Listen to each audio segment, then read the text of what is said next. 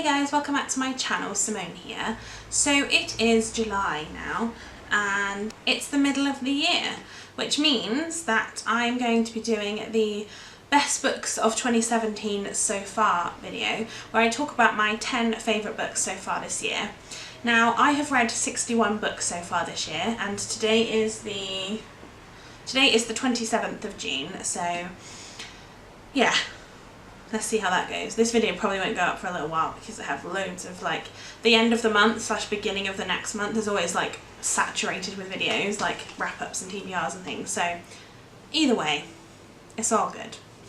So the first book that is on my top 10 list of the year so far, just to be clear, none of these are in any particular order. These are just sort of the ones I want to talk about. And this is 44 Charles Street by Danielle Steel, which is a book about a woman who splits up with her boyfriend, and that means then that she has to take over the business that she owns with him and also the house. So she realises pretty early on that she's not going to be able to pay the mortgage on the house, so she has to take on lodgers. And so these three people move into the house with her, and it's about the life that they all make together. There's basically a younger girl who moves in, who is into internet dating, and they're all a bit concerned about the kind of people that she brings back, or if she knows them that well. Then you have a middle-aged man who has a young son that is he has part custody of. And then you have an older lady who is a sort of world-renowned cook / chef, I'm not sure what you call it. And it's about them and the things that happen to them across, I think it's a year span. And this book shocked me in places, actually properly shocked me, made me laugh. It's really funny, and also it's really sad in other bits. So this was brilliant. I love Danielle Steel anyway, but this was probably one of my favourites of hers, just because there was so much going on in it. And yeah, I really liked this, so this is definitely one of my favourites so far this year. My second favourite is Girl Online on Tour by Zoe Sugg, which is the second book in Zoella, or Zoe Sugg's series. This basically follows Penny and Noah from the first book, but Noah is a musician, and so he's going on tour with his band, and Penny goes with him, and it's about their kind of relationship and how it is affected by the tour and how they get on and what they do there. I really like this. I know a lot of people have problems with this because it's ghostwritten or it's helped, whatever, I don't know how you would say it. But I really liked it. I think that Zoe's a great YouTuber as well. I really like her content, and I really love, she's really personable. And I actually find that this book, completely separate from that. I try not to look at it as her book, but when I'm reading it I kind of forget about that anyway. But yeah, I love this book, and I would definitely recommend the series. I haven't read the third one, which I think is called Going Solo, but I do now have a copy of that, so I will be reading it fairly soon. The third book that I've loved this year was The Chemist by Stephanie Meyer. I talked about this quite a bit when I read it in March, and basically this is by the author of Twilight. So I was interested in the first place because of that, because I did like the Twilight series when I first read it. But this is Stephanie Meyer's first adult book, and basically it follows a woman who is a chemist, basically, hence the name of the book. But she basically uses chemicals to essentially torture people for information for the government.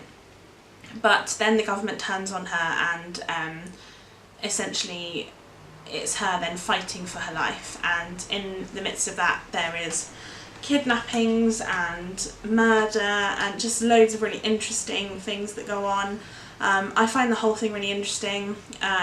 Torture, or the kind of way of getting information out of people, is a really interesting subject, but I really liked this book for that, and I would definitely read more of Stephanie Meyer's work if she brought out more adult stuff, because I definitely enjoyed this one. The fourth book that I love, I've noticed most of the books that I'm talking about are ones that I don't actually have copies of because I got from the library, but yeah, I'm hoping to sort of get the copies, get physical copies of those. But the next one is Finding Audrey by Sophie Kinsella. Now I love Sophie Kinsella's chick lit books. the Shopaholic series I absolutely loved, and I've loved a lot of her other standalones that she's done. But Finding Audrey was a YA book about a girl who has extreme social anxiety and anxiety in general. She always wears sunglasses because she doesn't like to look people in the eye, and I suffer from anxiety myself, so I really related to her as a character. And what I liked most about this book is that it wasn't a case of oh, this person's got anxiety, oh, this guy comes along, oh, you fell in love with him, oh, it made you feel better. It wasn't like that for me, and so I think that I really, really loved it because it was more a case of sort yourself out first, and then you can decide if you want to be in a relationship or you want to be with somebody, because I feel like it is that thing of you can't love somebody else until you've accepted yourself and you've dealt with your own issues first. So I really, really did enjoy this book, and yeah, it's one of my favourites this year. Then I have a book that I literally read on the 6th of January this year, but it's this year so it does count, and this is Isla and the Happily Ever After by Stephanie Perkins, which is the third book in the Anna and the French Kiss companion series. There's 3 of them. Isla is the last one. I think Isla was probably my least favourite of the 3, but I still gave it 5 stars and I still loved it. And this basically follows Isla. This is basically a romance story. Anna and the French Kiss was the same, and so was Lola and the Boy Next Door. They are all kind of happy, relatable books that are just so kind of lovely to read and just enjoyable. And I loved Isla so much because actually all of the characters from Anna and the French Kiss and also from Lola, they all came together at the end of the 3rd book. So it was really nice to see kind of the characters that you knew before, all of them actually become, like, all be part of the same story, which I really loved that. And so yeah, the 3rd one I read this year. I read the other 2 last year, so obviously the 3rd one is the only one that's in my top 10, but I loved it all the same. Number 6 on my list is one I read last month, and you will probably just recently seen it in my June wrap-up, and that is The Art of Being Normal by Lisa Williamson. I feel like I've talked about this book so many times really recently just because I did love it so much, but basically it follows David, who is a woman trapped in a man's body who basically is trying to go through life without having to tell his parents about it because he's kind of really nervous to come out to them. And then one day he gets bullied in the school cafeteria, and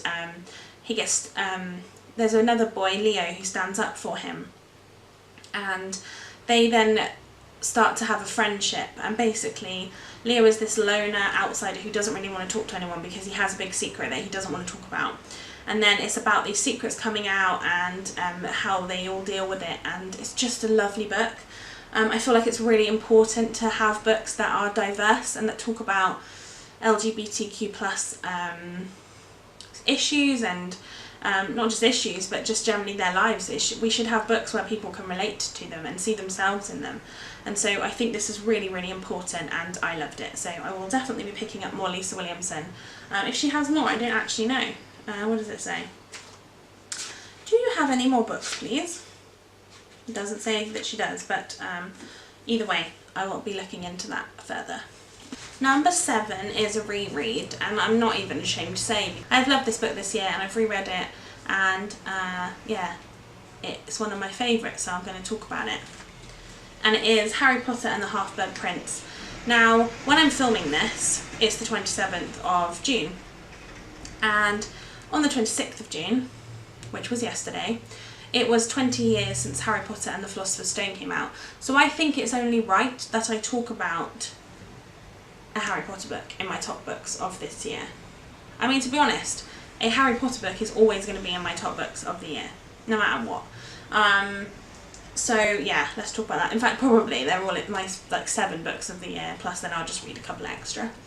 But I'm not going to really go into what this is. Everybody knows Harry Potter. If you don't know it, you've probably heard of it, even if you've not read it. So I love it. This is my favourite at the moment. I kind of change my mind depending on what year we're in. I sort of fluctuate between, oh, this is my favourite now, this is my favourite. But right now, I love Half-Blood Prince. I've always loved Half-Blood Prince. Try saying that 5 times fast. Half-Blood Prince, Half-Blood Prince, Half-Blood Prince, blah, blah, blah. No, that's not going to happen. But I really just adore everything that Harry Potter is and everything that it represents, and it's my number 7 right now, so this one is great. And it's also massive, so I feel like if I got stuck on a desert island, this would be a book I'd take with me, because I could just reread it, because by the time you get to the end you wouldn't be bored of the beginning, because, well, it would have been ages ago that you read it, so yeah. Number 8, I do have another Danielle Steele book, because I've really enjoyed her this year, and it is Rogue by Danielle Steele. I really liked this. I hate this cover, by the way.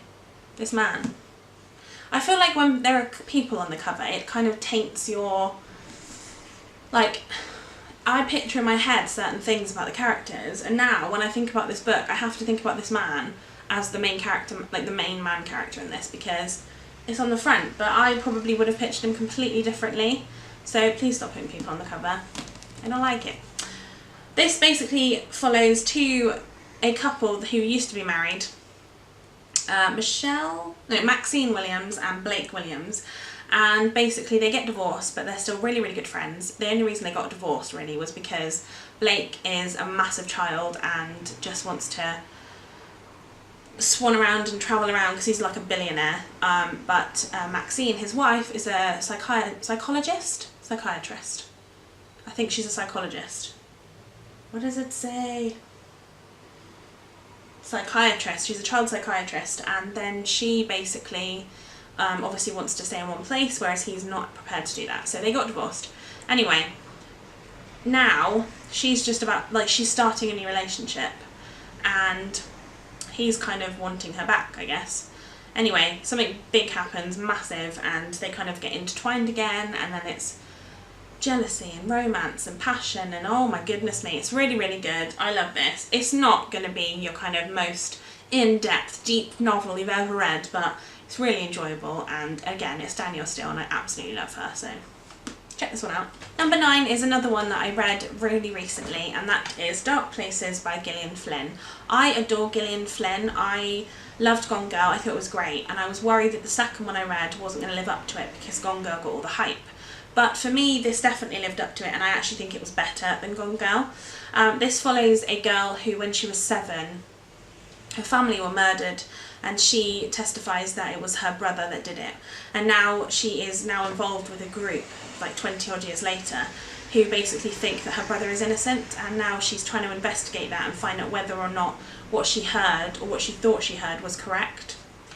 This had an actual shock moment in it. Like, my sister was sat on the sofa, and I was sat on a beanbag, and I was reading it because I was like, I've only got 20 pages left, can you give me like 10 minutes and I can finish it? And she was like, yeah, finish the book, it's all good. So I'm sat there reading, and I just sat there. I'll do a reenactment for you. Are you ready? I went like this, and I just went, and I carried on reading, and then my sister's just staring at me. I could see her out of the corner of my eye, and I was like, I can't stop reading, I need to find out what happened. Oh my god, I need to find out what happened. And then I carried on reading, and at the end she just went, are you okay? I said, yeah, it's just a very big shock. I wasn't quite expecting that. But it was great, and yeah, it's definitely, I think this will definitely be on my list, even if, like, even at the end of the year. I don't think much is going to knock this off the, you know, of the near and the top spot, because I did love it. And arguably my favourite book so far this year. I mean, I don't like to kind of put a favourite, I like to normally just give a general list. But this is probably my favourite, and it's also the most surprising one, and I have to talk about it, is Six of Crows by Leigh Bardugo. I loved this. I've talked about this one as well a lot recently. My boyfriend actually wrote a comment on one of my video where I talked about this and was like, this is what book love is all about. And I was like, I know. This is basically a fantasy book about these 6 outcasts who have to go on this heist to basically rescue this person from the ice castle and essentially help them escape. And it's so good. I really need to read the next one, but I'm trying to read the Grisha trilogy. I'm trying to complete the Grisha trilogy. That's not a word. I'm trying to complete the Grisha trilogy before I finish this. So I have read the first one, so I've got 2 more to go, and then I can finally finish this one. I love this. I mean, I don't really have much else to say other than it's amazing. It's written incredibly. All of the 6 characters I care about, like I want all 6 of them. like I know them, I feel like I'm part of the gang. So I'm not part of the gang, just to be clear, no gang signs from me.